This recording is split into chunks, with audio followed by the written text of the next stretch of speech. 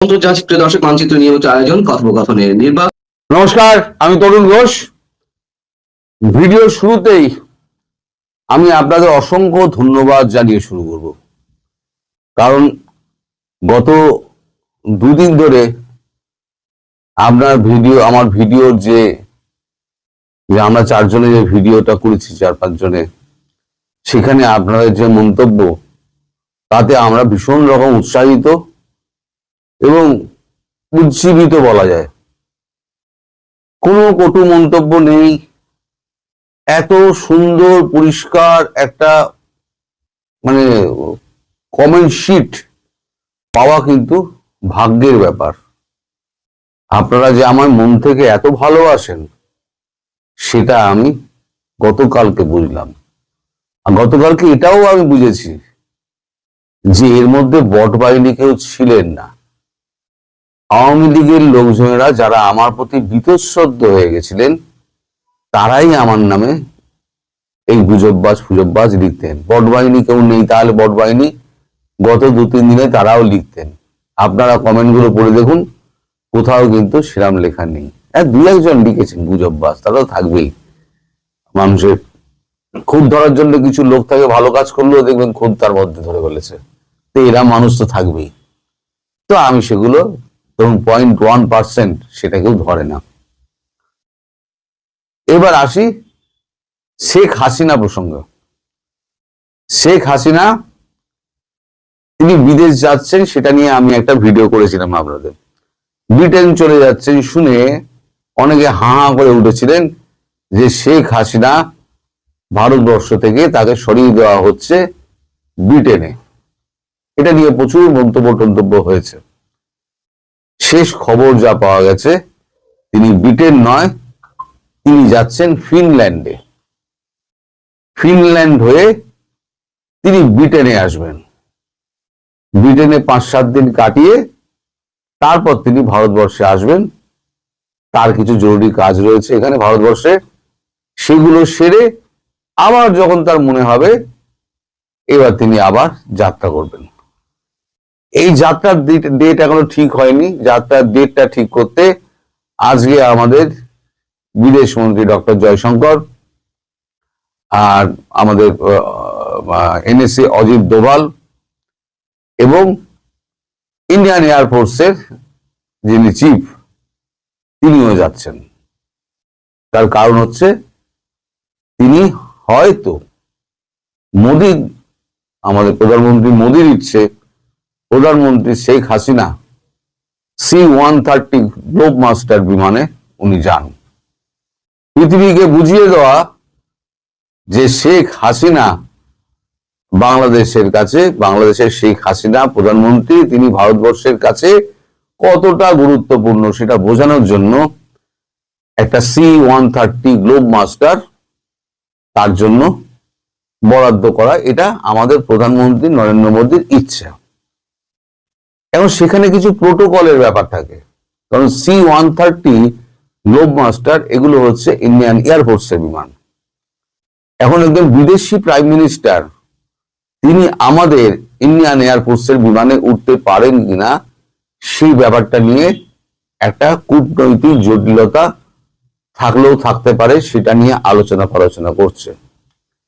যদি না হয় C-130 গ্লোব মাস্টার, যদি না হয়, ওই যে কালো কালো বিশাল পেটোলা প্লেন গুলো দেখেন না, যেটা মাঝে মাঝে মোদিজি মাঝে মাঝে ঘুরে বেড়ান এদিকে ওদিকে। রিসেন্টলি উনি আসামের যে হাইওয়ে হয়েছে, হাইওয়ের উপরে তিনি C-130 গ্লোব মাস্টার ল্যান্ড করালেন, যেখান থেকে প্রধানমন্ত্রী মোদী নামলেন। এই গ্লোব মাস্টারের চালনা খরচা কিন্তু প্রচুর। তো যাই হোক, ভারতবর্ষের মোদীজি যে বিমান ব্যবহার করেন, যদি উনি গ্লোব মাস্টার ব্যবহার না করতে পারেন, সেক্ষেত্রে ভারতবর্ষের মোদীজির 4টে বোয়িং রয়েছে, 737, 4টে, সবকটাই কিন্তু একই রকম। এই যে উনি বিভিন্ন জায়গায় যান না, বিভিন্ন দেশে যান, আপনারা দেখেন যে একটা বিমান থেকে নরেন্দ্র মোদী নামছেন, আর একটা ব্যাকআপ বিমান কিন্তু তার পেছনে ওড়ে, তার খবর কেউ রাখে না। ওটা ছিল ব্যাকআপ বিমান। সেটা হয় কি, যে শহরে উনি যাচ্ছেন, ধরুন আমেরিকা ওয়াশিংটন ডিসিতে গেলেন, তাহলে একটা ব্যাকআপ বিমানটা গিয়ে নামবে ফ্লোরিডা বা টেক্সাস অন্য কোন এয়ারপোর্টে, সেখানে সে অপেক্ষা করবে। কারণ বিমান তো যান্ত্রিক ব্যাপার, কখনো গোলযোগ হতেই পারে, তাহলে প্রধানমন্ত্রী ফিরবেন কি করে? ব্যাকআপ বিমান, যদি সেক্ষেত্রে 4টে বিমানের থেকে একটা বিমান তাহলে শেখ হাসিনার জন্য বরাদ্দ হতে পারে। মানে তিনি হয় গ্লোব মাস্টারে যাবেন, C-130 গ্লোব মাস্টার, অথবা মোদিজি যে প্লেনে যান, যে রাজকীয় প্লেনে যান, সেই রাজকীয় প্লেন তাকে নিয়ে যাবে ফিনল্যান্ড, ফিনল্যান্ড থেকে ব্রিটেন, ব্রিটেন হয়ে ভারতবর্ষ। এবার ভারতবর্ষ থেকে আবার এখন কাজকর্ম সেরে উনি যদি মনে করেন উনি ফ্রান্সে যাবেন, উনি জার্মানি যাবেন, উনি অস্ট্রেলিয়া যাবেন, উনি ব্রাজিল যাবেন, উনি রাশিয়া যাবেন, উনি চীন যাবেন, যেখানে তিনি যেতে চাইবেন সেখানেই উনি যাবেন, আবার ফিরে কিন্তু ভারতবর্ষেই আসবেন। কারণ আমি বলেছি, শেখ হাসিনা উনি ঘরে বন্দি থাকতে থাকতে ওনার একটা মানসিক চাপ তৈরি হয়েছে, ভারতবর্ষ তাকে চাপ মুক্ত করতে চাইছে। তার জন্য যা সিকিউরিটি ব্যবস্থা যে সমস্ত ঠিকঠাক করার, এই সিকিউরিটি ব্যবস্থা ঠিকঠাক করার জন্য অজিত দোভাল যাচ্ছেন। আর তিনি এই যে ফিনল্যান্ডে যাবেন, তার কিছু কূটনৈতিক কাজকর্ম রয়েছে এবং তার দলীয় কিছু কাজকর্ম রয়েছে এবং ব্যক্তিগত কিছু কাজকর্ম রয়েছে। আর ব্রিটেন সফরটা পুরোপুরি উনি পরিবারের সঙ্গে 7টা দিন কাটাবেন, এই হচ্ছে তার আপাতত প্ল্যান। সেটা কবে যাবেন সেই মুহূর্ত ঠিক করার জন্য এবং আলাপ আলোচনার ভিত্তিতে আমাদের এই তিন মূর্তি ওখানে আজকে গিয়ে তার সঙ্গে দেখা টাকা করে একটা ডেট ফাইনাল করে, যেখানে ফিনল্যান্ডে গেলে ফিনল্যান্ড সরকারের সঙ্গে জয়শঙ্কর যে কথা বলবেন, কথা বলে তাদের সঙ্গে ব্যবস্থা করবেন। এখান থেকে আমাদের NSA যিনি যাচ্ছেন তিনি এবার ফিনল্যান্ডে লোক মানে আমাদের সিকিউরিটি এজেন্ট গুলো পাঠাবেন, তারা সমস্ত ঘর বাড়ি পরীক্ষা টরীক্ষা করে রেখে দেবেন, কোথায় তিনি থাকবেন না থাকবেন সেখানে সিকিউরিটি ব্যবস্থা করা। তার 4th লেয়ার সিকিউরিটি আছে, তার 4th লেয়ার সিকিউরিটির যে সমস্ত নিরাপত্তা ব্যবস্থা থাকে, ওই 4th লেয়ার সিকিউরিটি সমস্ত নিরাপত্তা তার জন্য মানে ব্যবস্থা করার জন্য এগুলো করা হচ্ছে। আমি 2-4 দিনের মধ্যেই আপনাদের জানিয়ে দেবো যে কবে উনি এখান থেকে উঠছেন, কোথায় কোথায় যাবেন এবং কবে উনি আবার ভারতবর্ষে ব্যাক করবেন, তার নিজস্ব কাজকর্ম সেরে আবার যখন উদ্দেশ্যে কোথাও যাওয়ার ইচ্ছা হবে তিনি চলে যাবেন। এই গেল শেখ হাসিনার প্রসঙ্গ। এইবারেতে হচ্ছে আর একটা প্রসঙ্গ, সেটা হচ্ছে আলী রিয়াজ। আলী রিয়াজ তিনি কোথায়? এই যে সংবিধান সংশোধনী করে তিনি যে একেবারে মানুষকে একেবারে ব্যতিব্যস্ত করে তুলেছিলেন, তাকে কিন্তু কোথাও দেখা যাচ্ছে না। একটা অসমর্থিত সূত্রে খবর পাওয়া যাচ্ছে, বাংলাদেশের DGFI বিএনপি নির্দেশে তাকে তুলে নিয়ে গিয়ে একটা সেফ জায়গায় গৃহবন্দী করে দিয়েছেন। তার মনে করুন শপথের দিন থেকে তাকে কিন্তু আর দেখা যাচ্ছে না। কারণটা কি জানেন? কারণটা হচ্ছে এই যে তারেক রহমানকে জোর করে ধমক দিয়ে ভয় দেখিয়ে তাকে দিয়ে হ্যাঁ করানো হয়েছিল। চাপে পড়ে তখন তারেক রহমান উনি হ্যাঁ বলে দিয়েছিলেন। পরবর্তীকালে তিনি আর ওই হ্যাঁ না এর কোনো প্রশ্নে তিনি যাননি। তিনি ভেবেছিলেন যে একবার ভোটটা হয়ে যাক, রেজাল্টটা দেখি, তারপর যা বলার বলবো। রেজাল্ট যখন দেখা গেল তিনি একদম ল্যান্ডস্লাইড ভোটে তিনি যখন জিতে গেলেন, আসলে আওয়ামী লীগের লোকেরা ভোট দিয়েছেন, প্রচুর পরিমাণে ভোট দিয়েছেন। এই আমাদের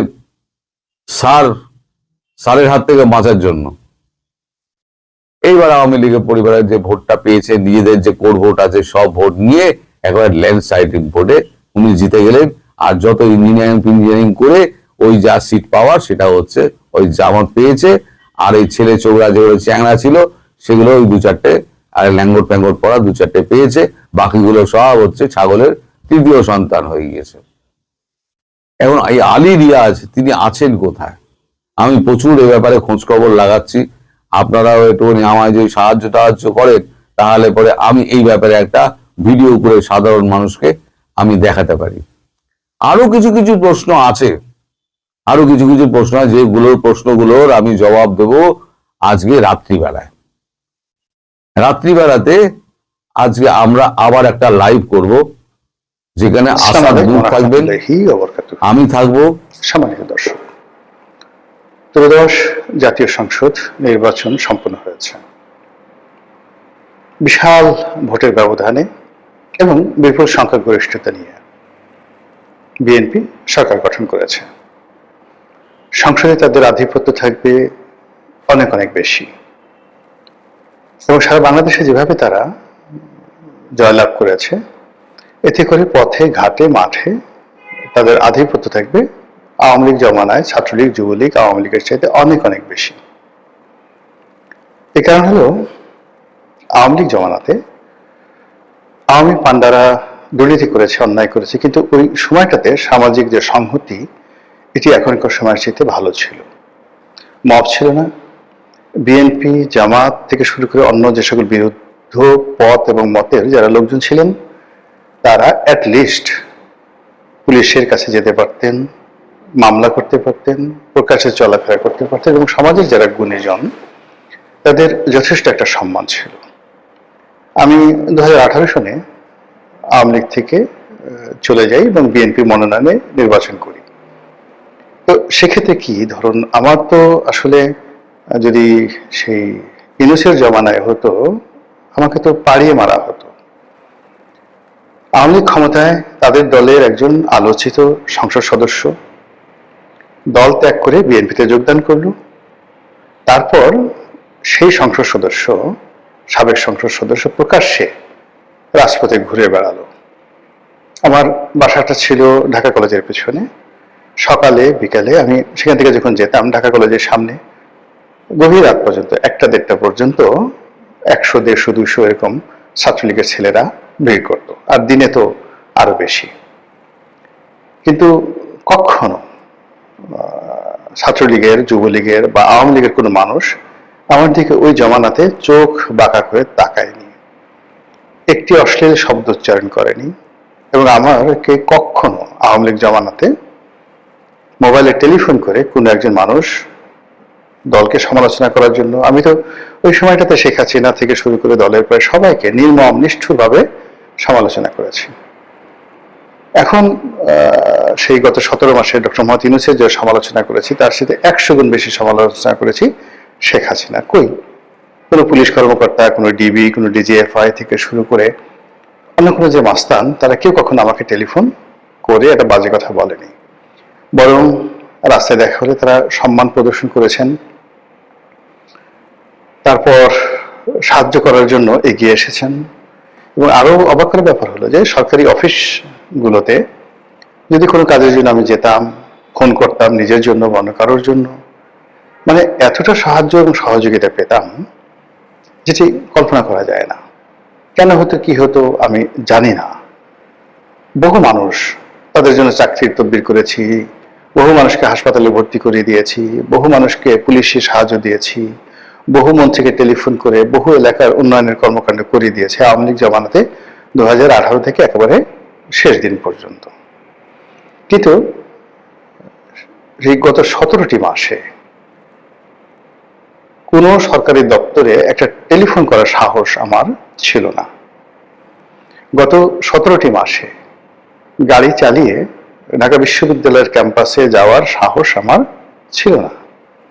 এমনকি রিকশায় করে হেঁটে কোনোদিন বিশ্ববিদ্যালয় ক্যাম্পাসে আমি যাইনি গত 17 মাসে। অথচ যেদিন শেখ হাসিনাকে গালাগাল করতাম, যেদিন স্বরাষ্ট্রমন্ত্রীকে গালাগাল করতাম, সেদিন এমনও গেছে পকেটে 4-5 লাখ টাকা ওই শেষ বিকেলে কালেকশন ব্যাংকে জমা দিতে পারিনি, সেই 4-5 লাখ টাকার একটা ব্যাগ হাতে, তো সবসময় ঘড়ি থাকে, মোবাইল থাকে, 2টো মোবাইল থাকে, মানে আমাকে ছিনতাই করলে যে কোনো সময় 10-12 লাখ টাকা হয়তো ওই সময় পাওয়া যেত। তো অফিস থেকে, আমার অফিস প্রেস ক্লাবের সামনে, এখান থেকে রাত্রি 10টা-11টার সময় বের হয়ে হেঁটে হেঁটে ঢাকা বিশ্ববিদ্যালয়ের ভিতর দিয়ে নিউ মার্কেট হয়ে পায়ে হেঁটে আমার বাসায় গিয়েছি। মনের মধ্যে কোনো ভয় ছিল না, আতঙ্ক ছিল না এবং আমার জীবনে কোনো দুর্ঘটনা ঘটেনি। কিন্তু সেই আমি গত 17 মাসে কোনো সরকারি অফিসে যাওয়ার প্রশ্নই তো আসে না, আর বিশ্ববিদ্যালয় ক্যাম্পাসে যাওয়ার আমার যাকে বলা হয় দুঃসাহস কখনো হয়নি। তো বোঝার চেষ্টা করুন গণতন্ত্র সহনশীলতা কোন পর্যায়ে চলে এসেছে শেখ হাসিনার পতনের পর। এরপর থানা পুলিশকে কি ফোন করব, পুলিশের যে সকল কর্মকর্তাদের সঙ্গে পরিচয় ছিল, সেই জুলাই আগস্ট গণ অভ্যুত্থানের পরে বহু পুলিশ কর্মকর্তা অনেকে চাকরি হারিয়েছেন, অনেকে জেলে গেছেন, অনেকে পালিয়ে বেড়াচ্ছেন। তো তাদের যে দুঃখের কথা কাহিনী, সেগুলো শোনার পর কোনো থানায় গিয়ে মানে কোনো একটা ব্যাপারে কারো সাহায্য চাইবো এই সাহসী আমার হয়নি। পরে আমার কাছে যারা পুলিশি সহযোগিতার জন্য বিভিন্ন সময় সুপারিশ করেছেন, আমি বলেছি যে আরে বাবা, পুলিশই তো বাঁচছে না এখন, পুলিশই তো বিভিন্ন মানুষের সাহায্যের জন্য তারা দাঁড়িয়ে দাঁড়িয়ে ঘুরে বেড়াচ্ছে, বাধ্য এই সমস্ত ব্যাপার মিনিমাইজ করে সবকিছু। তো এই যে একটা মানে ট্রেন্ড গত 17 মাসে চালু হয়েছে, এটি বিএনপি ক্ষমতা গ্রহণের পর রাতারাতি চলে যাবে এটা আমার মনে হচ্ছে না।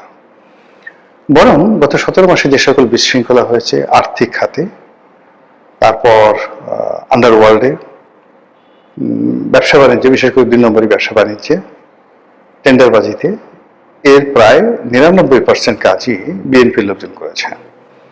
সিটি কর্পোরেশনের টেন্ডার, সিটি কর্পোরেশনগুলোর ময়লার কাজ, পাড়া মহল্লার ডিশ ব্যবসা, ফুটপাতের চাঁদাবাজি, দখল বাণিজ্য, এরপরে আওয়ামী লীগের বিভিন্ন সহায় সম্পত্তি দখল করে সেগুলো আত্মসাৎ করার যে চেষ্টা, আওয়ামী লীগের নেতাদের বিরুদ্ধে, জাতীয় পার্টির নেতাদের বিরুদ্ধে একের পর এক উপর্যুপরি মামলা দিয়ে শত শত হাজার হাজার কোটি টাকা লোপাট করার যে অভিযোগ, কাদের বিরুদ্ধে? জামাতের বিরুদ্ধে, এনসিপির বিরুদ্ধে, নাকি চরমোনাইয়ের পীর সাহেবের বিরুদ্ধে? আল্লাহর ওয়াস্তে একটু বুকে হাত দিয়ে বলুন তো কাদের বিরুদ্ধে? এখন যারা এই ধরনের কাজকর্ম করেছেন, প্রায় তাদের সবার মধ্যে একটা ভয় ছিল যে জামাত ক্ষমতায় চলে আসবে। কেন আসবে? এর কারণ হলো জামাত সততার প্রচার করছে, জান্নাতের টিকিটের কথা বলছে, তারপর তাদের যে রাজনৈতিক প্রতিপক্ষ তাদের দুর্নীতি, অনিয়ম, এ সকল কথাবার্তা তারা বলছে। তো কাজেই জনগণ হয়তো জামাতকে ভোট দিয়ে দেবে। কিন্তু যখন শেষ পর্যন্ত দেখা গেল যে জামাত জয়লাভ করেনি, বরং যে বিএনপির বিরুদ্ধে জামাত অভিযোগ করত যে তারা চাঁদা আদায় করে, চরমোনাই যাদের বিরুদ্ধে বলতো চাঁদা পড়ে পল্টনে, চাঁদা যায় লন্ডনে, তারপরে তারেক রহমান সাহেবের ঘেড়ি ভাঙা, কোমর ভাঙা, মিলিটারির মায়ের ফ্যানের সঙ্গে টানিয়ে বেদম প্রহার, এ সকল কথাবার্তা বলে তারেক রহমান সাহেবকে যারা ছোট করার চেষ্টা করেছেন, কার্যত দেখা গেছে যে তারেক রহমান সাহেব প্রধানমন্ত্রী হয়েছেন এবং জনগণ ওই যারা চাঁদার অভিযুক্ত সেই দলকেই জনগণ ভোট দিয়েছে। ফলে যারা চাঁদাবাজ, দখলবাজ, মামলাবাজ, গত 17 মাসে নবরূপে যারা যাকে বলা হয় অভিষিক্ত হয়েছেন, নবরূপে যারা ক্ষমতায় ফিরে এসেছেন, তারা চিন্তা করবেন যে আমাদের তো জনগণ ভালোবাসে। যদি চাঁদাবাজি অন্যায় হতো, দখলবাজি অন্যায় হতো, তাহলে তো লোকজন আমাদেরকে ভোট দিত না। যেহেতু লোকজন আমাকে ভোট দিয়েছে, ইট মিনস এটা বৈধ। এই বাংলাদেশে এটা আমাদের অধিকার, এটা আমাদের মানব অধিকার, এটা আমাদের রাজনৈতিক অধিকার। কাজে আমরা চাঁদাবাজি করব, সিরিয়াসলি চাঁদাবাজি করবো, যে যাই বলুক না কেন। এর কারণ হলো তাদের যারা প্রতিপক্ষ তারা তো চাঁদাবাজিকে মেইন ইস্যু করে নানাভাবে তারা প্রচার চালিয়েছে, প্রোপাগান্ডা চালিয়েছে, কিন্তু জনগণ তো রেসপন্ড করেনি। তো জনগণ যেহেতু রেসপন্ড করেনি, কাজে আমরা অবশ্যই চাঁদাবাজি করব। তো এদের সংখ্যা কত হবে? 10 লাখ, 20 লাখ, 50 লাখ, যারা এই যে বিএনপির ক্ষমতার কালে নিজেদেরকে ভীষণ রকম বেপরোয়া, ভীষণ রকম শক্তিশালী, ভীষণ রকম যাকে বলা হয় যুদ্ধমদেহী বানিয়ে ফেলেছেন। তারা যদি আগামীতে এই যে সকল চাঁদাবাজি কর্মকাণ্ড সেইগুলোর পরিমাণ বাড়িয়ে দেন, জনগণের উপর অত্যাচার বাড়িয়ে দেন, আত্মবিশ্বাসে অতিরিক্ত বিজয়ের আনন্দে, তাহলে সকল দায় দায়িত্ব এসে জনাব তারেক রহমান সাহেবের ঘাড়ে উঠবে। এবং 2001 থেকে 2006 সনে হাওয়া ভবন মূলত যে কাজটি করার চেষ্টা করেছিল ইতিবাচকতা, রাজাকারদেরও তো একটা ভালো উদ্দেশ্য ছিল, আলবদরদের একটা ভালো উদ্দেশ্য ছিল, কিন্তু আলবদর সদস্য, রাজাকার বাহিনীর যারা সদস্য, তাদের নানা অপকর্মের কারণে এই দুটো বাহিনীর প্রচুর বদনাম হয়ে যায়, ইতিহাসে অভিশপ্ত হয়। তদু হাওয়া ভবন মূলত বিএনপির একটা গবেষণা সেল ছিল। সেখানে বসে তারা চিন্তা করত কি করে রাজনীতি করা যায়। সেখানে তারা বিভিন্ন তথ্যপত্র দিয়ে বিভিন্ন পলিটিক্যাল তারা এজেন্ডা তৈরি করত, প্রতিপক্ষকে ঘায়েল করার জন্য রাজনীতির ন্যারেটিভ তৈরি করত।